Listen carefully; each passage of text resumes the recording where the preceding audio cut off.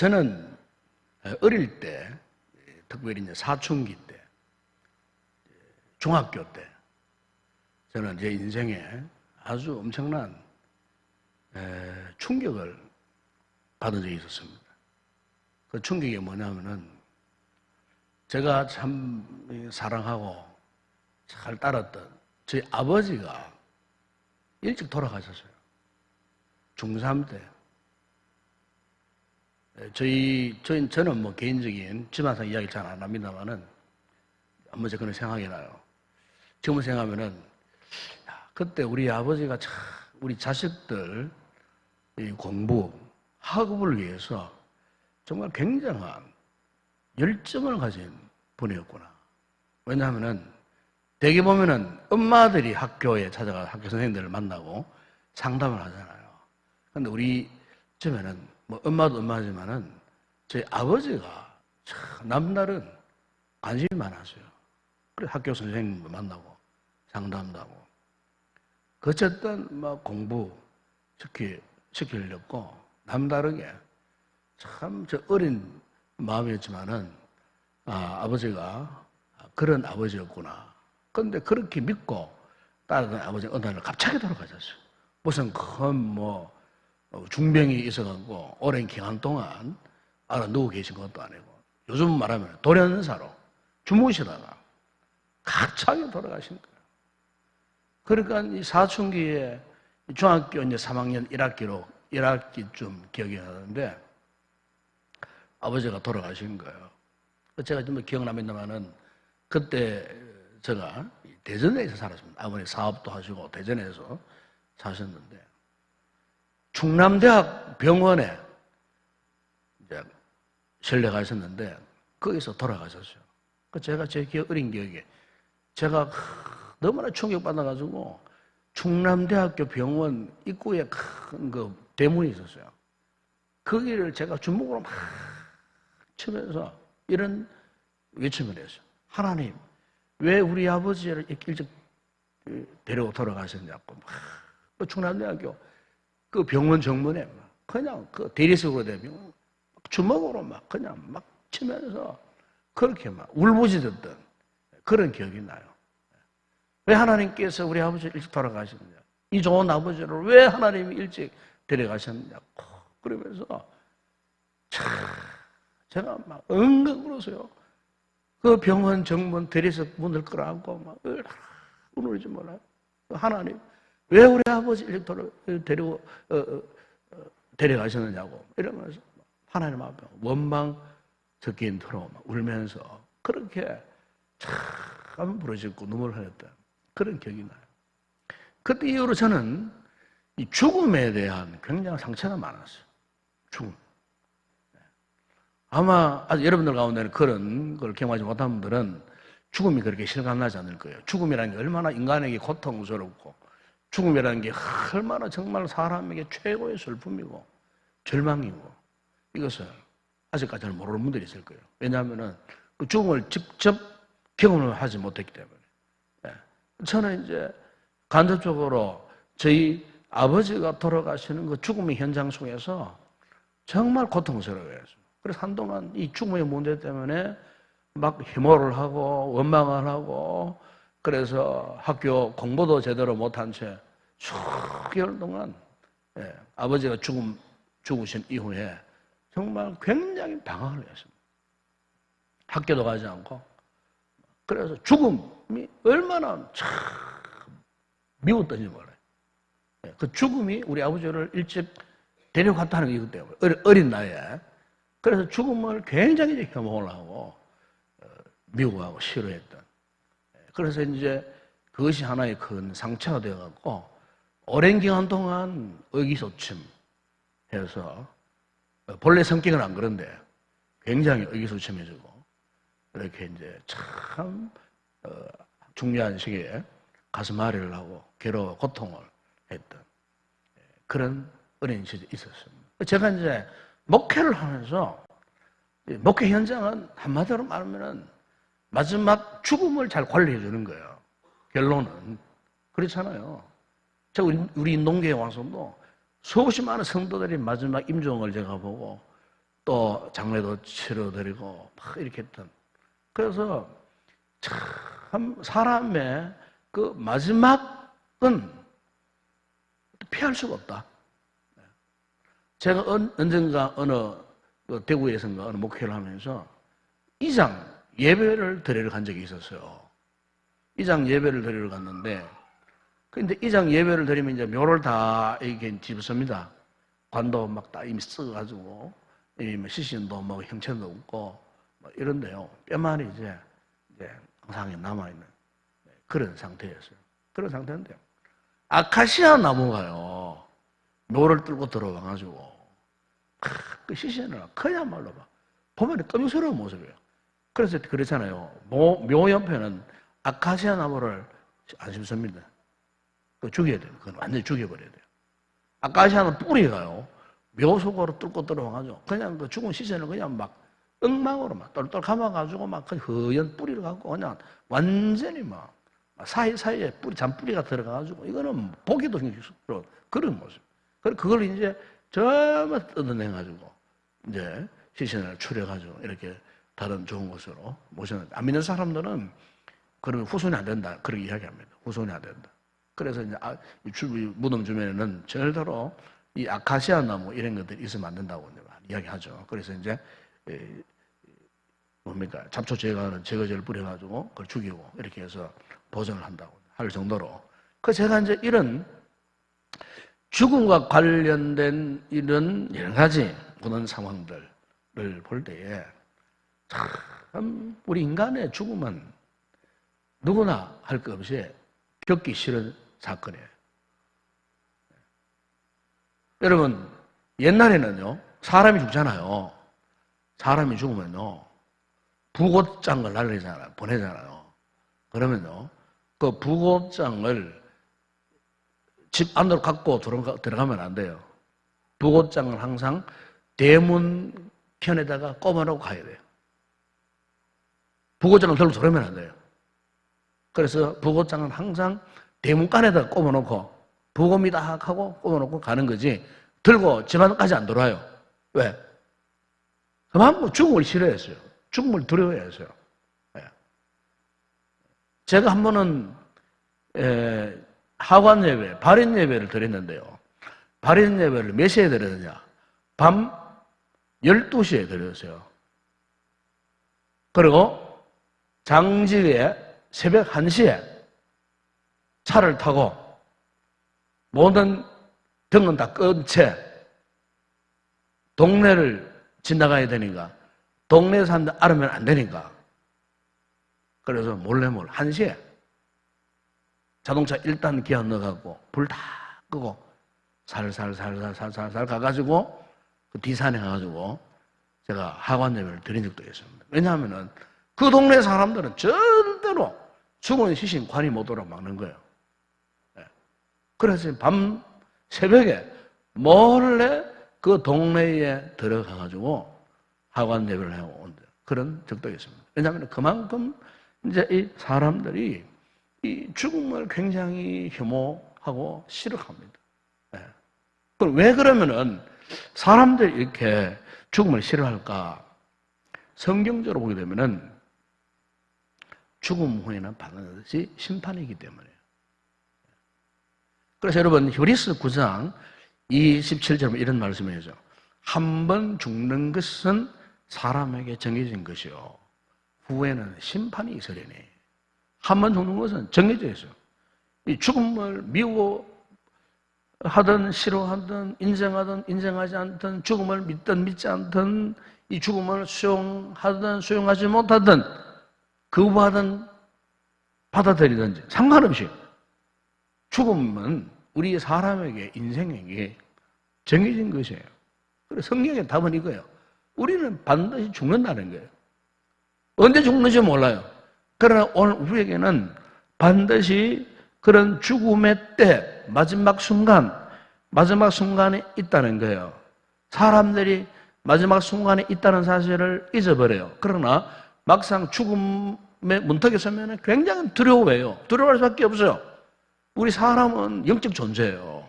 존재이기 때문에 죽음 앞에서, 죽음의 순간에는 우리의 인간의 영적인 영안이 열려요. 열리면은 죽음이 그냥 끝나는 것이 아니고, 아, 내가 몰랐는데 막상 내가 죽음의 순간에 서보니까 이거 큰일 났구나. 죽음 이후에 지금 곧 이제 부지불식간에 무서운 심판이 있다는 거, 이걸 알게 되는 거예요. 그래서 사람들이 죽음의 순간에는 발버둥을 합니다. 죽지 않으려고 그렇게 온몸에 땀을 흘리고 온 근육을 이렇게 동원해가지고 힘을 주면서 어쨌든 죽음의 순간을 벗어나 보려고. 그러나 분명한 사실은 죽음이 있다는 거예요. 죽을 수밖에 없는 거예요. 자, 그런데 여러분, 우리 성도들에게 있어서 이 죽음이 뭐냐 하는 겁니다. 여러분, 오늘 본문 여러분 16절 이하 18절에 보게 되면은 예수님께서 마지막 시간에, 마지막 시대에 다시 오시는 예수 그리스도의 그 재림의 그 광경을 말씀하고 있어요. 그 보면은 주께서 호령과 천사장의 소리와 하나님의 나팔 소리로 치니 하늘로부터 강림하리니. 그 뒤에 보면은 그리스도 안에서 죽은 자들이 먼저 일어나고, 그래서 그리스도 안에서 죽은 자들, 우리가 우리처럼 이 땅에 있을 때 예수 그리스도를 나의 구주와 주님으로 믿고 구원받아 살던 성도들 가운데는 우리 앞서 죽은 그 성도들이 많잖아요. 그리스도인들이 많잖아요. 그런데 주님이 분명히 다시 이 땅에 재림하실 때 그리스도 안에서 죽은 자들이 먼저 일어난다는 말은 예수님처럼 부활한다 그 뜻입니다. 예수님처럼 먼저 일어나고, 그 후에 우리 살아남은 자들은 산 채로, 살아있는 채로, 우리 이 말씀을 보게 되면은 이런 기대를 해봅니다. 주님, 나는 죽지 않은 채로, 이렇게 살아있는 채로 주님 다시 오는 그날을 내가 맞이하기를 원합니다. 그 복이죠. 그죠? 죽음을 맛보지 않고 살아있을 때 주님이 다시 오시는 그 순간에 산채로 환히 신령한 몸으로 변화되어져 가지고 주님의 나라에 들어갈 수 있다면 그거보다 큰 복이 없는 거예요. 그러나 주 안에서 죽은 자나 주 안에서 살아있는 자나 한 가지 똑같은 것은 뭐냐면은 그들 모두가 다 주님과 함께 주님의 나라에 들어간다는 거예요. 그래서 오늘 이 사도 바울이 데살로니가 교회 성도들에게 18절 이런 말씀합니다. 그러므로 이러한 말로 서로 위로하라. 그래요. 서로 위로하라. 서로 위로하라. 세상 사람들, 믿지 않는 사람들, 저 불신자들은 죽음을 두려워해요. 죽음을 혐오스럽게 생각해요. 그러나 우리 성도들은 죽음을 두려워할 필요 없다는 겁니다. 비록 우리가 죽었다 할지라도, 죽는다 할지라도 예수 그리스도 다시 오시는 그날에, 그죠? 여러분, 우리 신앙 고백 가운데에 이런 고백이 있잖아요. 저리로서 산자와 죽은 자를 심판하신다는 그런 고백이 있잖아요. 산자와 죽은 자를 하나님이 심판한다는 거예요. 산자와 죽은 자. 예수 그리스도 다시 오시는 그날에, 재림의 그날에. 그래서 여러분, 유명한 우리 웨스트민스터 신도 교회에서 소위를 문답 그 52번에 보게 되면요, 이런 질문이었어요. 그리스도께서 살아있는 자들과 죽은 자들을 심판하러 오실 것은 당신에게 어떤 위로를 줍니까? 그랬어요. 예수님 다시 오시는 그날에 살아있는 자들, 죽은 자들이 심판을 받을 텐데 그때 당신에게는 어떤 위로를 예수님이 주십니까? 그 답이 이렇습니다. 나를 그의 택함을 받은 모든 사람과 함께 하늘로 이끌어 들으실 것입니다. 즉 하나님의 나라, 주님의 나라에 우리를 불러주실 것입니다. 여러분, 사람에게는요 반드시 개인적인 종말이 있습니다. 죽음이라는 거죠. 또 성경은 개인적인 종말뿐 아니고 이 우주적인 종말이 반드시 있다는 겁니다. 이 지구가 종말을 구할 때가 반드시 있다는 겁니다. 그래서 이 우주적인 종말이 오는 그날이 언제냐?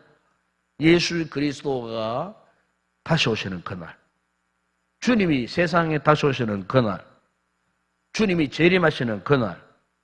그래서 여러분 성경에 보게 되면요, 주님이 다시 오신다는 이 다시 온다는 말이요, 성경에 1518번 나옵니다. 신약 성경에만 300번 300번이나 예수님이 다시 온다는 그런 말씀들이 있어요. 그게 무슨 말입니까? 예수 그리스도가 반드시 다시 온다는 겁니다. 이건 거짓말도 아니고 기정사실이라는 거예요. 성경은 반드시 주님이 다시 오신다. 즉 주님이 재림하시는 그날이 온다. 그러면은 여러분 궁금하잖아요. 그럼 왜 예수님이 반드시 오셔야만 하느냐? 다시 재림하셔야 되느냐? 다시 오시는 목적이 뭐냐? 그것은 산자와 죽은 자를 심판하시기 위해서 다시 온다는 겁니다. 여기에 심판 가운데는 두 가지가 있어요.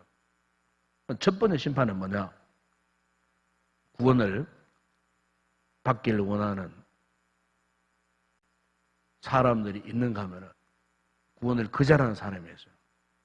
특별히 이제 불신자들, 예수 믿고 구원받는 거 싫어하는 거예요. 하나님의 은혜와 자비를 믿고 구원받는 것을 거부하고 무시하고 부정하는 이런 사람들, 이런 불신자 대상의 심판이 있다는 겁니다. 바로 예수님 오시는 그 이유가 뭐냐? 예수를 믿지 못한 불신자, 영원히 구원받지 못한 그 자들을 심판하시기 위해서. 그래서 여러분 계시록 20장 12절이야 15절에 제가 말씀을 읽어드릴게요. 여기 성경 한번 찾아보세요. 계시록 20장 12절에 15절 말씀 보면은 이런 말씀이 있어요.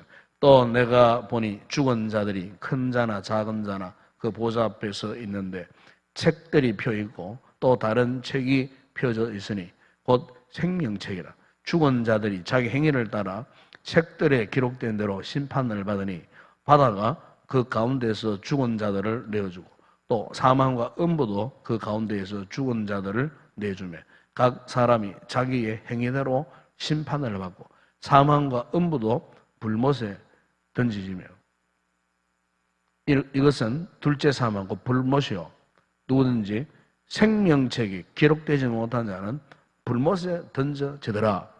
여기 생명책에 기록되지 못한 자 누굽니까? 구원받지 못한 자. 살아있을 때에 예수 그리스도를 믿지 못한 영혼들, 하나님이 구원의 은혜를 베풀어 주실 때에 그 은혜를 거부한 자들, 예수를 믿지 못한 자들, 이런 사람들은요 하나님의 구원의 책인 생명책에 이름이 없어요. 그러나 예수 믿은 우리 성도들, 우리 그리스도인들은 이미 하나님의 이 구원의 책, 이 생명책에, 생명록에 이미 저와 여러분의 이름이 기록되어 있는 줄로 믿습니다. 이 구원의 확신이에요. 요한복음 5장 24절 보면은 우리 주님께 약속하셨어요. 내가 진실로 너에게 이르노니 내 말을 듣고 또 나 보내신 이를 믿는 자는 영생을 얻었고 심판에 이르지 않으니 사망에서 생명을 옮겨내. 그러니까 여러분 보시면 아마 여러분 오늘 여기 앉아 계신 여러분들 주의 하나님의 말씀을 믿습니까? 믿죠? 믿고 그 다음에 하나님께서 보내신 예수 그리스도를 믿는 자는 뭘 얻었다고요? 이미 우리는 영생을 얻은 자들이에요. 아멘? 영생을 얻었어요. 그 영생을 얻은 자는 심판과는 상관이 없어요. 왜요? 이미 주님께서 우리를 사망에서 생명으로 옮길 것이다가 아니에요. 이미 우리는 옮겨진 사람들이에요. 아멘? 이미 옮겨진 사람들이에요. 그래서 빌보서 4장 3절 보면은 바울이 이런 이야기합니다. 빌보 교성들. 또 참으로 나무와 멍에를 같이 한 내게 구하노니 복음에 나와 함께 힘쓰는 저 유인들을 돕고 또한 클레멘다 그 외에 나의 동역자들을 도우라. 그 이름들이 생명책에 있느니라. 생명책에 있느니라. 계시록 3장 5절 보면 이런 말씀합니다. 이기는 자는 이와 같이 흰옷을 입을 것이요 내가 그 이름을 생명책에서 결코 지우지 아니하고 그 이름을 내 아버지 앞과 그의 천사들 앞에서 시인하리라. 여러분 우리가 한 번 구원받았어요. 자, 여기 이 김성길이가 예수를 정말 사랑합니다. 예수님을 믿고 구원받았어요. 그런데 내가 세상을 살면서 실수도 할 수 있어요. 또 죄를 지을 수도 있어요. 그렇다면은 그 죄 문제 때문에 주님께서 나의 구원을 변개하시는가? 안 되는 그 말입니다. 물론 내가 지은 죄를 기어코 성령께서 깨닫게 하셔서 회개하도록 하셔서 이 죄 문제를 해결하도록 하시는 거예요. 기어코 불가항력적인 은혜가 나에게 임하여갖고 이 죄를 없이 해서 본래 나는 구원받은 하나님의 자녀, 하나님의 백성이니까 죄를 가지고는 주님의 나라에 들어갈 수 없으니까 내 죄를 회개하도록 만드는 거예요. 삶을 변화시키는 거예요. 그래서 기어코 나를 주님의 나라로 이끌어 가시는 거예요. 여러분, 사망에서 생명을 옮겼다는 말 이런 뜻이에요. 그럼 여러분들 혹 여러분들 가운데 이 예수 믿고 구원받은 이분에 대해 의심하는 분도 있으면 안 돼요. 오늘 이 밤에 세상을 뜬다 할지라도 내일 아침에 주님의 나라에서 눈을 뜰 수 있으리라. 이것을 믿는 성도들이 되기를 바랍니다. 왜? 이미 우리는 사망에서 생명으로 옮긴 자들이에요. 이미 우리는 하나님의 거룩한 생명책에 기록된, 이름이 기록된 그런 자들이라 그 말이에요. 그러나 저 믿지 않는 세상 사람들은 심판의 대상이에요. 아까도 말씀드렸지만은 그들은 불못에 던져질 수밖에 없어요. 아마 여러분 가정에 돌아가면 아직 예수 안 믿는 부모님이 계시죠. 아직 예수 안 믿는 남편이 있어요. 예수 안 믿는 자녀들이 있어요. 그러니까 눈물로 기도하셔야 돼요. 곧 지금 저들은 언제 어느 순간에 불못에 던져질 영혼인지 알 수 없어요. 여러분 친정 어머니 예수 안 믿는 전도하셔야 돼요. 친정 아버지 예수 안 믿는 반드시 전도하셔야 돼요. 불쌍하잖아요. 우리는 언제 죽어도 상관이 없어요. 우리 믿는 자들은. 그런데 지금 우리 가족들 가운데 내 사랑하는 저 친족들 가운데 아직까지 예수를 믿지 못하는 그런 사람들 그냥 두면 안 돼요. 꼭 그들은 언젠가 반드시 저기 불못에 던질 인생들이기 때문에 빨리 속히 가서 그들에게 보험을 전해갖고 주님 품으로 돌아오도록 그렇게 해야 된다는 그 말이에요. 왜냐하면 죽음 이후에 반드시 심판이 있기 때문에 바로 주님께서 이 심판을 위해서 다시 오신다고 말씀합니다.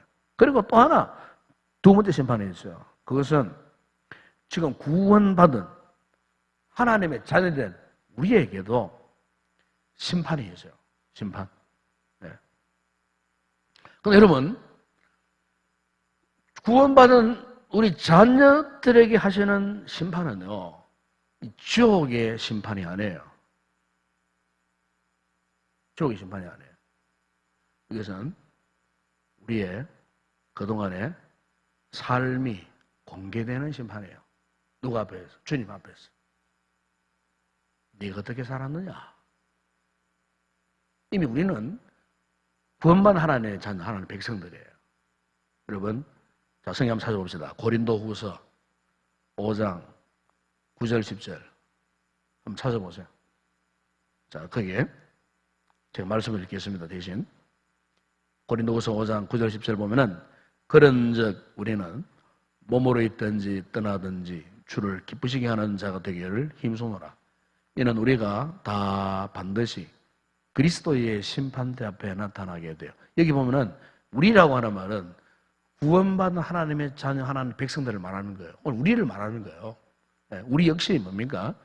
다 반드시 그래, 반드시 그리스도의 심판대 앞에 나타나게 되어. 그 다음 뒤에 말이 참 중요합니다. 각각 선악간에 그 몸으로 행한 것을 따라 받으려 함이라. 선악간에 그 몸으로 행한 것 다 받으려 함이라.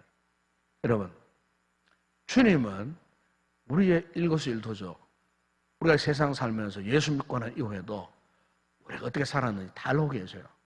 예수 믿고 내가 제대로 참 믿음 생활을 경건하게 잘하고, 참 주님 몸된 교회를 헌신하고 충성하고 예배를 드리고, 참 이래가지고 참 섬기고 맡은 바 직분에 의해서 열심을 다하고 하나님 앞에 신전함으로 사명을 감당했는지 안 했는지, 영적으로만 나태하고 게을러서 믿는 둥만 이런 모습으로 믿음 생활을 했는지 안 했는지 이미 주님 알고 계셔. 그런데 그 모든 선악간에 우리가 행한 그 모든 범사가 언제 다 드러나느냐? 주님의 심판대 앞. 예수님 다시는 심판, 재림의 그날에 주님의 심판대 앞에 다 섭니다.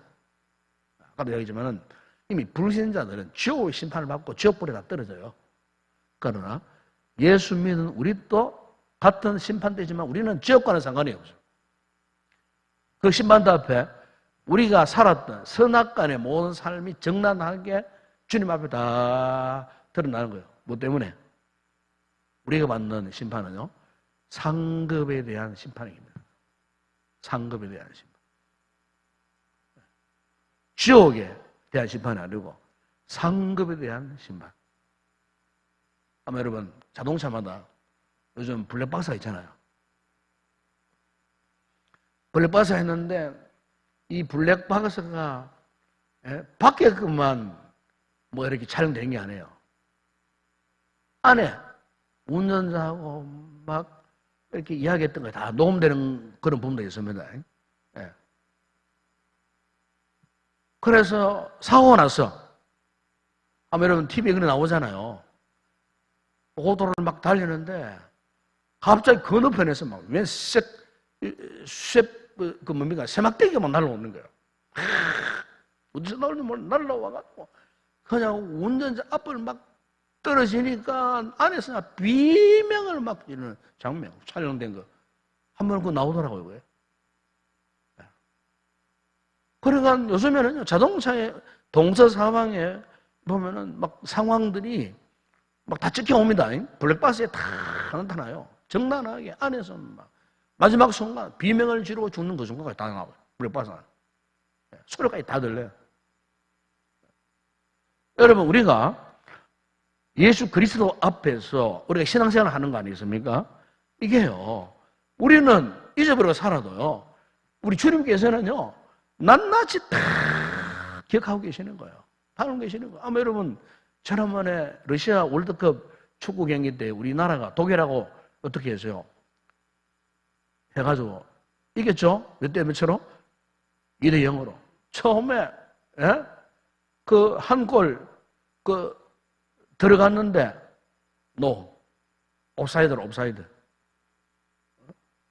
심판이 막 옵사이드라고, 노골이라고 인정하지 않는 거예요. 그래서 비디오 판독관들이 판독을 딱 했어요. 하니까 이건 옵사이드가 아니야. 골이. 만약에 여러분 그 당시 그 상황이 찍힌 그림이 없었다라면은 그냥 노골이에요, 노골. 그러나 비디오 판독을 딱 보니까 이거는 옵사이드가 아니라는 거예요. 그래서 골을 인정했잖아요. 그래서 우리가 2대 0으로 독일을 이겼어요. 여러분 마찬가지입니다, 여러분. 오늘 우리가 믿음 생활을 할 때에 믿음 생활의 그 모든 순간들이 영적인 블랙박스에 비디오가 이렇게 다 찍히는 거예요. 그것이 언제 드러난다고요? 예수 다시 오시는 재림의 그날에. 그래서 여러분 고린도서 4장 5절 이런 말씀이었어요. 그러므로 때가 이르기 전 곧 주께서 오시기까지 아무것도 판단하지 말라. 그가 어두움에 감추인 것들을 드러내고 마음의 뜻을 나타내시리니 그때에 각 사람에게 하나님으로부터 칭찬이 있으리라. 그러니까 주님 나시는 그날에, 재림의 그날에 여러분 우리의 모든 것들이 다 드러나는데, 여기 다 드러난다는 말은 여러분 염려가 되죠? 우리의 죄가 다 드러나느냐? 그걸 말씀하는 게 아닙니다. 우리의 죄는 이미 다 사라졌어요. 예수 그리스도의 은혜로. 회개한 죄는 하나님께서 기억을 못하죠. 참 천만 다행스러운 이야기예요. 내가 어떤 죄를 지어도 진정으로 내가 회개한 죄는요, 눈과 같이, 양털 같이 깨끗하게 사라지는 거예요. 이게 구원의 은혜입니다. 히브리서 8장 12절에 보십시오. 그 보면은 내가 그들의 불의를 긍휼히 여기고 그들의 죄를 다시 기억하지 아니하리라. 약속이에요. 주님 나오셨는 그날에 심판대 앞에 가서 야, 너 이런 엄청난 죄를 지었지 막 지적하는 그 심판대가 아니라는 거. 아까 이야기했죠. 우리가 서는 심판대는 상급을 받는 심판대입니다. 다시 말하면은 시상식. 예? 초등학교 1학년 졸업할 때 보세요. 가보면은요, 제각기 다 상 받지 않은 아이들 거의 없어요. 거의 모든 상 다 줍니다. 거의 모든 아이들의 상을 다 줘요. 어떤 아이는 뭐 독서 감상문 썼는 상도 주고, 뭐 출석상도 주고, 어떤 아이는 뭐 선행하는 상도 주고, 뭐 어떤 아이는 부모님에게 효도한 상도 주고, 뭐 이렇게 다 각기 나름대로의 그런 상급이 다 있잖아요. 여러분 우리도 마찬가지예요. 우리도 주님 오시는 그날이 왜 기대가 되고 소망이 되느냐 하면은, 어쨌든 우리 주님께서는 무슨 명분을 만드시더라도 만드시고 오늘 우리에게 상급을 주시려고. 단 상급에는 차별이 있는 거예요. 구원에는 차별이 없어요. 상급에는 차별이 있어요. 그렇잖아요? 이 세상에서도 금메달, 은메달, 동메달이 있듯이 우리 주님 앞 받는 상급에는 차별이 있어요. 차별대로. 그래서 여러분 우리가 중요한 것은, 왜 우리가 하나님 앞에 참 신실한 믿음을 가지고 우리가 잘 섬기고 주님 몸된 교회를 위해서 충성하고 하나님 나라를 위해서 영혼 구원하는 일에 우리가 헌신하고 충성해야 되느냐? 장차 주 예수 다시 오시는 그 재림의 그날에 상급받는 심판답에 섰을 때에 우리에게 푹 상급을 약속하신 거예요. 그 심판대 앞에 우리가 섰을 때에 주님께서 그래, 너 땅에 있을 때에 몇 평 아파트에 살았느냐? 그가 물으십니다. 네 어떤 좋은 차 타고 다녔느냐? 그가 물으셔요. 네 얼마나 돈 많이 저축해 놨느냐? 그가 물으셔요. 왜 하나님의 심판대 앞에 우리가 서야 되느냐? 하나님 딴가 물으세요. 미션이에요, 미션. 내가 너에게 준 사명, 내가 너에게 준 생명, 건강, 믿음, 재물, 그리고 내가 너에게 맡겨준 나의 몸된 교회, 너의 지식이나 학식이나 재능이나 은사나 이런 걸 가지고 과연 네가 나를 어떻게 섬겼느냐? 하나님의 심판대 앞에 섰을 때 죄를 따지고 묻는 게 아니에요. 그걸 물으시는 거예요. 왜? 우리에게 상급을 주시기 위해서. 그래서 여러분 저는 이렇게 생각합니다. 아마 옛날에 여러분들 제가 어릴 때 그걸 많이 해봤어요. 어머니나 할머니가 바느질을 하잖아요. 바늘 손으로. 예? 바느질을 이래 하면은 바늘로 바느질을 해가지고 마지막에 어떻게 하요? 옛날에 어른들 버선을 만든 버선도 만들고 하잖아요. 그러면은 마지막에 어떻게 해요? 바늘로 탁 내가 실람 돌려가지고 탁 이가 탁 끊잖아요. 이걸 뭐라고 합니까? 마지막 매듭 몇 개입니다. 매듭을 잘해요. 마지막 그 순간 매듭을 못하면 앞에 바느질 해놨는 거 다 풀려버려요. 근데 안 풀리기 위해서 어떻게 합니까? 마지막 매듭을 탁 끊어. 그럼 안 풀립니다. 여러분 오늘 우리 인생에 있어서 지금까지 우리가 어떻게 살아왔던지 간에 앞으로 더 잘 살고요. 분명히 우리에게는 마지막 순간이 있어요. 그때가 언제인지를 몰라요. 천만다행으로 우리가 살아있을 때 주님이 오시면 얼마나 더 좋겠어요. 그러나 여기 있는 우리들 가운데는 분명 먼저 가고 늦게 가는 분이 있습니다. 중요한 것은 다 간다는 거예요. 마지막 순간까지 우리가 어떻게 인생을 살고 어떻게 인생을 잘 매듭짓느냐, 이게 중요한 거예요. 믿음 생활의 최종 결론은 이거예요. 매듭을 잘 맺어야 돼요. 매듭. 그러므로 주신 그 모든 것을 가지고요, 주님 앞에 서는 그날을 기대하면서